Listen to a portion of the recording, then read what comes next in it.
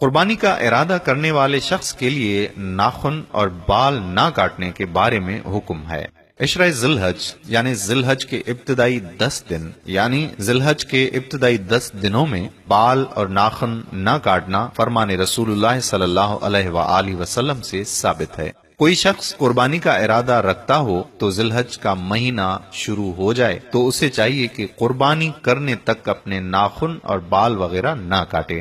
ام المومنین سیدہ ام سلمہ رضی اللہ تعالی عنہا سے روایت ہے کہ رسول اللہ صلی اللہ علیہ وآلہ وسلم نے فرمایا کہ جب عشرہ ذی الحج داخل ہو جائے تو جس شخص کے پاس قربانی ہو اور وہ قربانی کا ارادہ رکھتا ہو تو وہ اپنے بال کاٹے اور نہ ہی ناخن تراشے۔ ارشاد نبوی صلی اللہ علیہ وآلہ وسلم سے معلوم ہوا کہ قربانی کرنے والے ذی الحج کا چاند نظر آنے سے قربانی دینے تک نہ بال کاٹے اور نہ ناخن تراشے۔ لہذا قربانی کرنے والا شخص ذی الحج کا چاند نظر آنے سے 1-2 روز قبل غیر ضروری بالوں کی صفائی کرے اور اپنے ناخن اور سر کے بال ترشوا لے، کیونکہ ذی الحج کے پہلے عشرے میں ان کا کاٹنا اور ترشوانا رسول اللہ صلی اللہ علیہ وآلہ وسلم نے منع فرمایا ہے۔ میرے پیارے بھائیوں اور بہنوں، اس ویڈیو کو صدقہ جاریہ کے طور پر آپ ضرور شیئر کر دیجئے اور ہمارے پیج پیارا اسلام کو لائک کر دیجئے، ساتھ ساتھ یوٹیوب چینل پیارا اسلام کو بھی لائک کر دیجئے۔